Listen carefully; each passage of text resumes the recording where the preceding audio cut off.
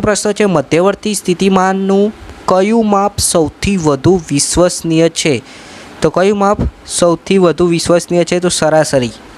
Option C આવશે, સરાસરી. બીજો પ્રશ્ન છે, નીચેનામાંથી કયો વિકલ્પ માહિતીનો પ્રચાર દર્શાવે છે? તો માહિતીનો પ્રસાર કયો દર્શાવે છે? તો વિસ્તાર એ માહિતીનો પ્રસાર દર્શાવે છે. ત્રીજો પ્રશ્ન છે, મધ્યવર્તી સ્થિતિમાનનું કયું માપ સ્થાન આધારિત છે? હવે અહીંયા શું કીધું છે? સ્થાન આધારિત. તો શું આવશે ભાઈ? મધ્યસ્થ. ઓપ્શન એ આવશે, ક્લિયર, મધ્યસ્થ. 3 વિકલ્પમાં તમને આ ખબર પડી ગઈ ને. ચલો હવે નેક્સ્ટ જોઈએ ચોથો પ્રશ્ન. અહીંયા તમે સ્ક્રીન ઉપર જોઈ શકો છો, નીચેનામાંથી માહિતી જે આપી છે એમાં બહુલક શોધવાનો છે, બરાબર. તો પ્રશ્ન નંબર 4 તમે સ્ક્રીન ઉપર જોઈ શકો છો. તો અહીંયા 2 અને 3 જે છે એ શું છે? બહુલક છે. તો જવાબ આવશે ઓપ્શન ડી. 2 અને 3 બંને બહુલક છે, બરાબર. ઓપ્શન ડી આવશે. પ્રશ્ન નંબર 5, એક સંસ્થા ગામનો સર્વે કરે છે. આ ગામના સર્વેમાં જણાવવામાં આવ્યું છે કે ગામમાં 2 બાળકો ધરાવતા કુટુંબની સંખ્યા કેવી છે? વધારે છે. તો એ 2 એ માહિતીનો શું કહેવાય? તો 2 જે છે ને એ શું કહેવાય? બહુલક કહેવાય. કારણ કે વિસ્તાર ના કહેવાય, મધ્યસ્થ ના કહેવાય, સરાસરી ના કહેવાય. શું કહેવાય? બહુલક. Option D. ક્લિયર. ફરીથી એકવાર તમને MCQ જે છે ક્લિયર કરાવ્યું. સી, એ અને અહીંયા ડી. આ રીતે સાચા જવાબ છે. ચલો હવે આગળ જોઈએ પ્રશ્ન નંબર 1B, જેની અંદર નીચે 9 પ્રશ્નો આપ્યા છે. આ 9માંથી તમારા પેપરમાં કોઈ પણ 2 જ પ્રશ્નો પૂછાયા છે. આપણે દરેક પ્રશ્નોનું સોલ્યુશન જોઈશું. પહેલો પ્રશ્ન છે કે 3 વાસણોમાં અનુક્રમે 20 લીટર, 25 લીટર અને 45 લીટર દૂધ છે. ત્રણેય વાસણોમાં એક સરખા દૂધ રાખવામાં આવે તો પ્રત્યેક વાસણમાં કેટલું દૂધ રહેશે? તો આ માટે આપણે શું કરવું પડે? તો પહેલાં તો ત્રણેયનો સરવાળો કરીશું. ક્લિયર. તો 45 + 25 + 20નો સરવાળો કરીશું. 3 છે એટલે જે સરવાળો મળે એને 3 વડે ભાગીશું એટલે તમારો જવાબ આવશે 30 લીટર. શું જવાબ આવશે ભાઈ? 30 લીટર. બીજો પ્રશ્ન છે, પ્રથમ 5 પ્રાકૃતિક સંખ્યાની સરાસરી શોધો. તો 1, 2, 3 + 4 + 5. આ 5 એ 5 પ્રાકૃતિક સરવાળો છે. આનો સરવાળો કરશો 15 મળશે.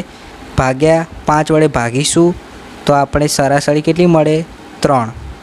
તો આનો જવાબ આવશે પ્રથમ 5 પ્રાકૃતિની સરાસરી કેટલી થાય? 3 થાય. બીજો પ્રશ્ન જોઈએ વિદ્યાર્થી મિત્રો, ત્રીજા નંબરનો. પ્રથમ 7 પૂર્ણ સંખ્યાઓનો સરવાળો કરવાનો છે.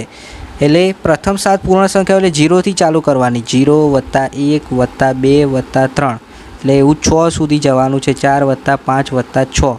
હવે આ બધાનો તમે સરવાળો કરશો, બરાબર, એટલે તમને ખબર પડશે કેટલો જવાબ આવશે. તો 6, 4, 10 ને 5, 15 ને 5, 20 + 1, 21. હવે જે 21 આવ્યો, આપણે કુલ સંખ્યા કેટલી લીધી? 7. 21 ને 7 વડે ભાગીશું.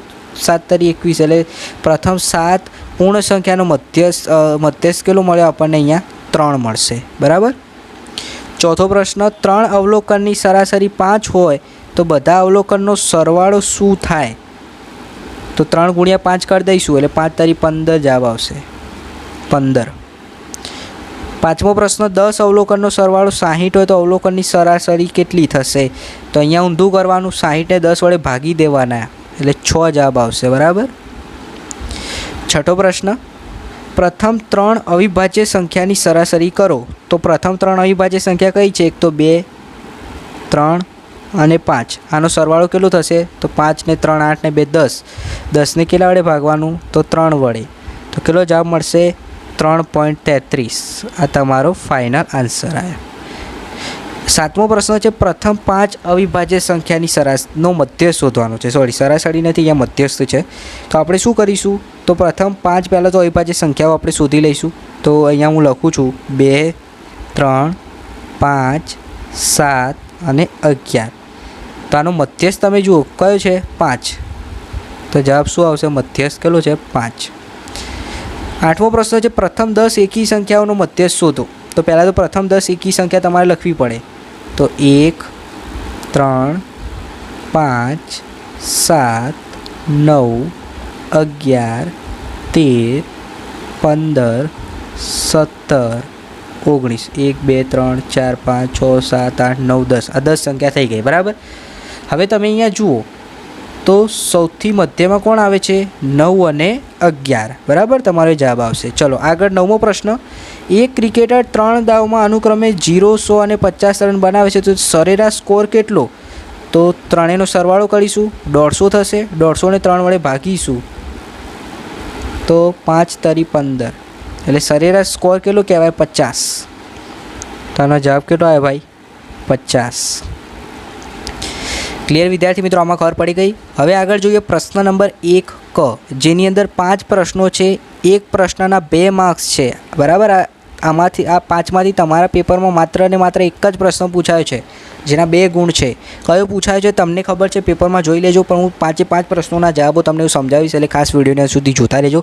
સીઆર એજ્યુકેશનને ચેનલને હજી સુધી સબસ્ક્રાઈબ નથી કરી તો સબસ્ક્રાઈબ કરી દો, અને વિડીયોને લાઇક ન કરો તો લાઇક બી કરી દેજો. બરાબર, જેથી અમને સારા એવા વિડીયો તમારા માટે બનાવવાની વધારે ઈચ્છા થાય. પહેલો પ્રશ્ન છે, એક કંપનીના કર્મચારીઓની ઉંમર નીચે મુજબ તમને આપી દીધી છે. બરાબર છે, તો આના આધારે તમારે પહેલો પ્રશ્ન છે, કર્મચારીઓની ઉંમરનો વિસ્તાર શોધો. તો અહીંયા આપણે વિસ્તાર કેવી રીતે શોધીશું તમને એક જણાવું. તો સૌથી મોટી સંખ્યા જુઓ, 40 - 20 કરીશું. બરાબર, એટલે આપણને વિસ્તાર મળશે 20. તો ઉંમરનો વિસ્તારનો જવાબ શું કેટલો આવ્યો ભાઈ? 20 આવ્યો. પછી ઉંમરની સરાસરી શોધો. તો આ જેટલી બી સંખ્યા છે બધાનો શું કરો? સરવાળો કરો. તમે સરવાળો કરશો વિદ્યાર્થી મિત્રો, એટલે તમને જવાબ મળશે 210. હવે ટોટલ કેટલી સંખ્યાઓ છે? 7. તો 7 તરી 21, એટલે સરાસરી કેટલી મળી? 30. વિસ્તાર 20 થશે, સરાસરી 30. ચલો બીજો પ્રશ્ન. 1/2 અને 1/3 વચ્ચેની 2 સંખ્યાઓ શોધો. તો આ ઇઝીલી છે. આનો જવાબ જે છે સોલ્યુશનની પીડીએફની લિંક નીચે ડિસ્ક્રિપ્શનમાં આપી છે, એમાં તમને મળી જશે, અને આપણે પાછળથી પણ કરીએ છીએ. ત્રીજો પ્રશ્ન છે, 3 જુદી જુદી પ્રાકૃતિક સંખ્યાની સરાસરી 50 છે. જો નાનામાં નાની સંખ્યા 20 હોય, મોટામાં મોટી સંખ્યા 100 હોય, તો ત્રીજી સંખ્યા કઈ થશે? તો સૌપ્રથમ તમારે શું કરવાનું? 2 + 100 + 30 સરવાળો કરશો તો ટોટલ જવાબ આવશે 150. 150 ને 3 વડે ભાગીશું એટલે જવાબ મળશે અહીંયા આપણને 50. ત્રીજી સંખ્યા કઈ થશે? અહીંયા 50 થશે. બરાબર, ચલો આગળ જોઈએ પ્રશ્ન નંબર 4. એક ક્રિકેટરવાળો આ પ્રશ્ન આપણે જોઈ લીધો. બરાબર છે ભાઈ, તેના દાવમાં ઓકે, આ નથી જોયા, નવો પ્રશ્ન છે. એક ક્રિકેટર તેના દાવમાં 40 અને સરાસરી કરવાની છે, ચોથા દાવમાં કેટલા રન બનાવવા પડશે? બરાબર છે, તો પહેલાં સરાસરી માટે શું કરીશું? તો રનોનો સરવાળો કરીશું, ભાગ્યા 4 કરીશું, એટલે જવાબ આવશે 500. પ્રશ્ન નંબર 5 જે છે એ તમે સ્ક્રીન ઉપર જોઈ શકો છો. અહીંયા 200 ભાગ્યા 4 એટલે 50 જવાબ આવે. હા, આમાં 50. પ્રશ્ન નંબર 5માં શું કીધું છે? 5 છોકરીઓની ઊંચાઈ સેન્ટીમીટરમાં આપી છે. આના આધારે નીચેના 2 પ્રશ્નોના જવાબ આપો. છોકરીઓની સરેરાશ ઊંચાઈ કેટલી છે? તો આ બધાનો સરવાળો કરો. બરાબર, તો 670 થશે. એને 5 વડે ભાગવાનું છે, તો આપણને ફાઇનલ જવાબ જે છે કેટલો મળશે ભાઈ? 134. 134 સેન્ટીમીટર એ સરેરાશ ઊંચાઈ થઈ. બીજો પ્રશ્ન છે, કેટલી છોકરીઓની ઊંચાઈ સરેરાશ ઊંચાઈથી ઓછી છે? તો 2. કારણ કે 134થી ઓછી કેટલી છે? તો 2 ને છે, જુઓ.